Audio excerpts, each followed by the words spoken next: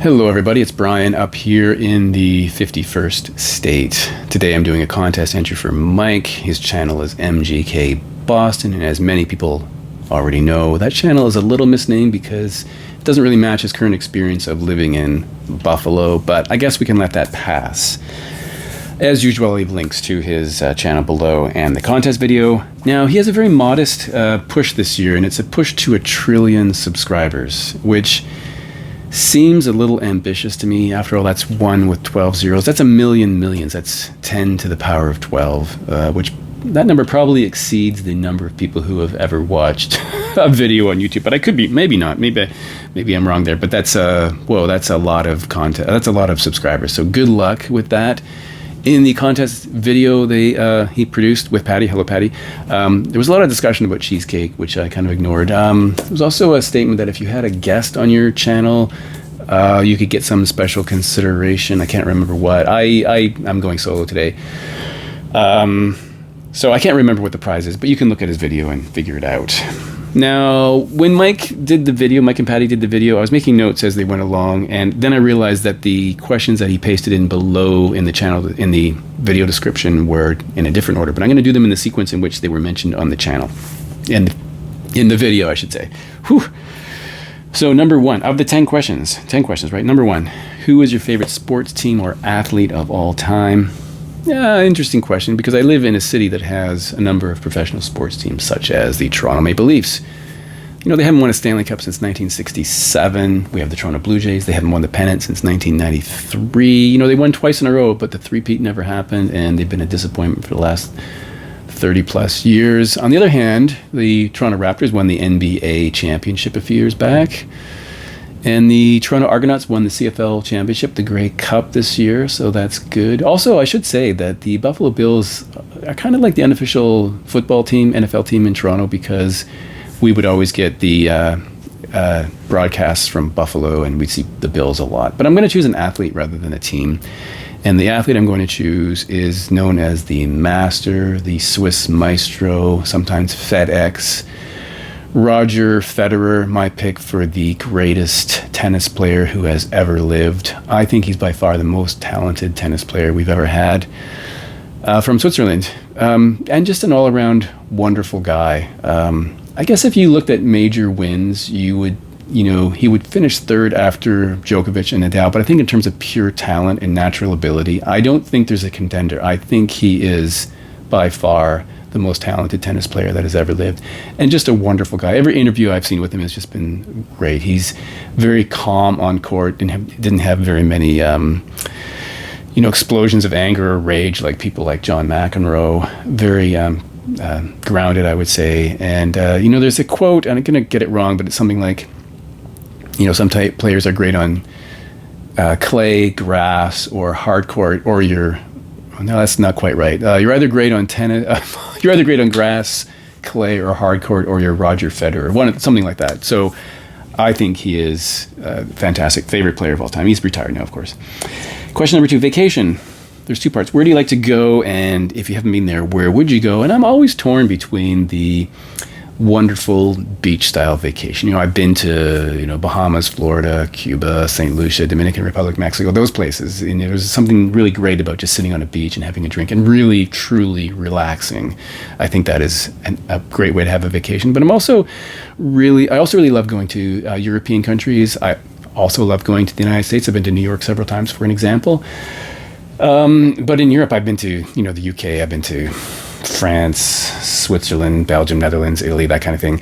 And they're also fantastic. So I guess that would come down to the time of year, probably. Like, am I going in cold weather or whatever? So I love going to those places. If you haven't been there, where would you go? I've always been intrigued by the idea of going to Greece. I've never been there.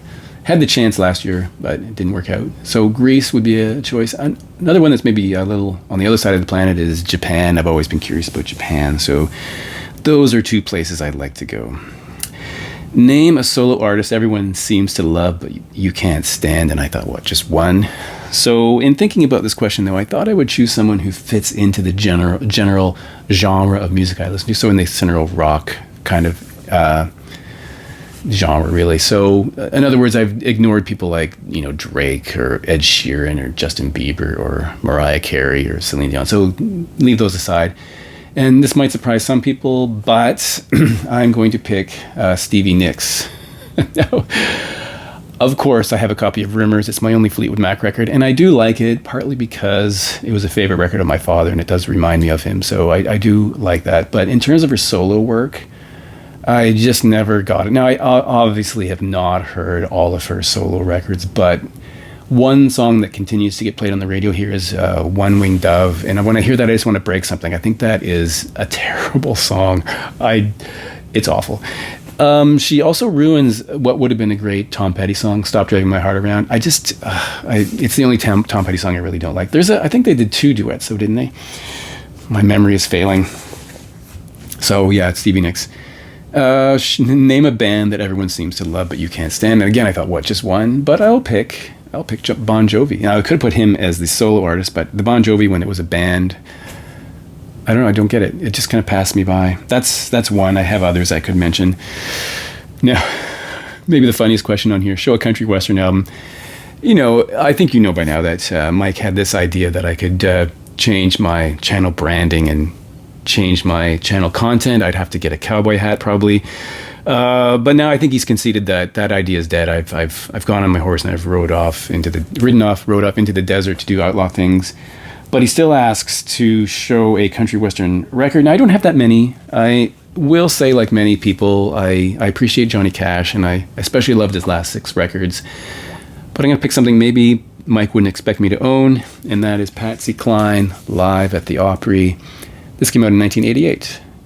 Wasn't recorded in 88, of course. It was recorded in 1961 and 1962. And, of course, she died in 63, right? I think it was a plane crash. It's long. I haven't read any of this on the back here, but it says 2 of her marquee songs. I Fall to Pieces, of course. Crazy is on here. So I do think she had a great voice. I mean, just a pure voice. And I thought, I think she's a really good singer. This was given to me by a friend. I didn't pay anything for it. And I have listened to it a couple times. Walking After Midnight's also on here. Yeah, I guess in some respects it does remind me of my parents who loved country music. So, country western. Now, the second question in that genre question is, I guess, for Gary at Physical Format Jazz, and the question is, show a jazz album. I'm curious to know if Gary does have a jazz album.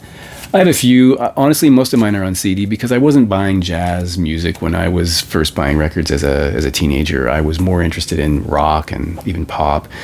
It wasn't until the CD era that I became interested in jazz, and so consequently I have more jazz recordings on CD. But I do have this, Miles Davis and the Modern Jazz Giants, originally from 1956. This is a 2015 repress, as you will tell from the Back to Black sticker there.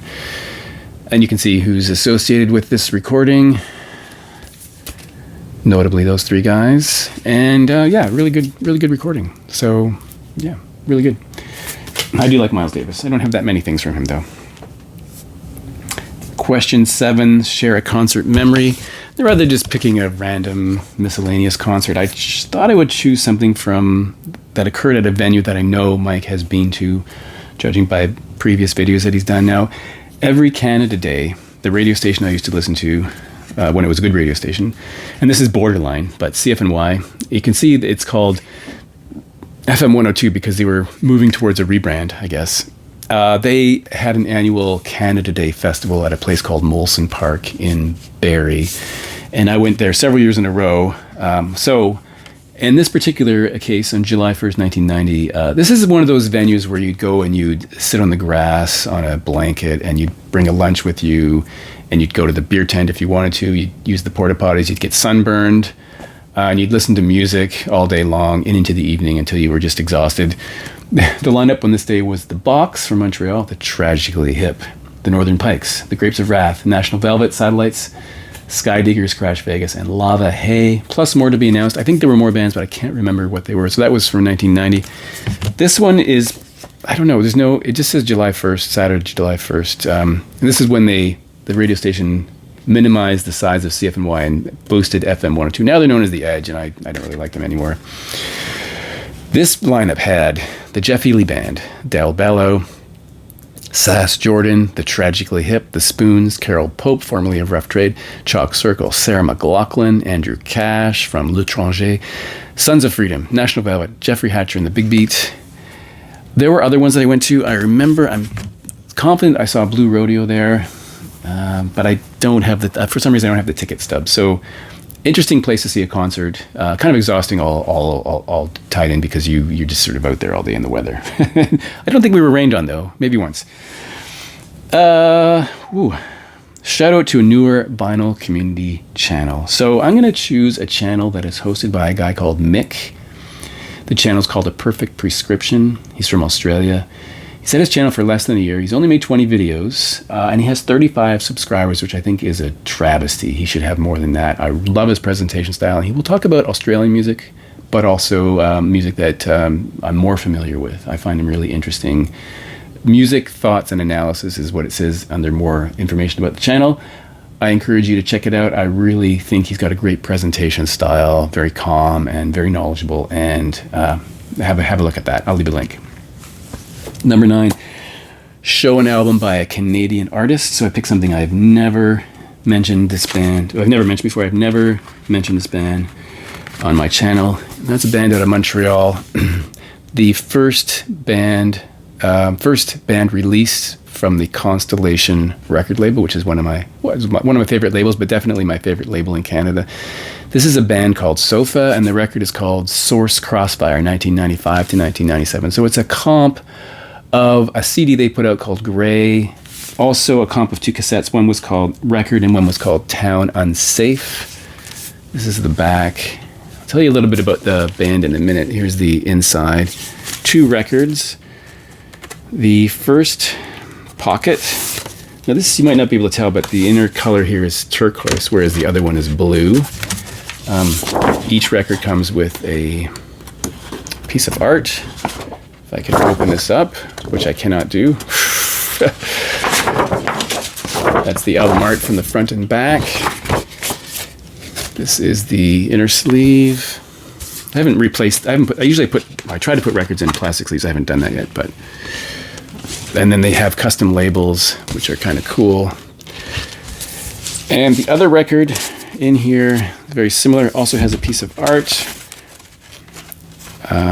This is the sleeve. And this piece of art here. Again, failing to open it up. Upside down. I guess it's upside down. Cool, right? So let me tell you something about this band. They were formed out of Concordia University. I think there was initially a professor and a student who made this band together. They don't exist anymore. They were active from 93, I think, to 97. I'm going to read something from the hype sticker because I find it quite interesting. It's described as a searing, brooding collection of post-punk, slowcore, primitivist math, and art rock documenting the recorded output of Sofa, the first band released on Constellation back in 1997. It was on to say, it charts Sofa's febrile evolution through the sonic palettes of early UK post-punk / goth, admixed with North American post-hardcore and slowcore, like Slint and Big Black meeting for a Joy Division reunion. I think that's probably the best description I've ever read of that band, or maybe any band, and I think it's accurate. I think it's one of those cases where the hype sticker is not overhyping the band. Question 10, I interpret as Mike's question at finding out how old everyone is. And as we know, when we answer various threads or tags or contests, all these questions are really, at some level, open to interpretation. So, show an album that was released the year you were born, and I'm going to just change that a little bit to say the year my channel was born, which was 2022. And I'm going to show this record from the Eels called Extreme Witchcraft. This is the deluxe box version. Let me show you what's in here. The compact disc, which I did take out because I needed to make a MP3 copy of it. We have the album, dropping things. This is double vinyl, 45 RPM on yellow vinyl. Here we go. It comes with this lenticular, I guess that's, yeah, lenticular piece of art. And it comes with a Ouija board that you can actually assemble, but I have not assembled it, but there's the Ouija board. And the hype sticker. Yeah, lenticular print of album artwork, Ouija board with pointer, and digipack with CD and booklet. There we go. So good luck, Mike, on achieving a trillion. Good luck with a billion, maybe. Maybe a million would be more realistic, but I have faith, and I will see you in the next video.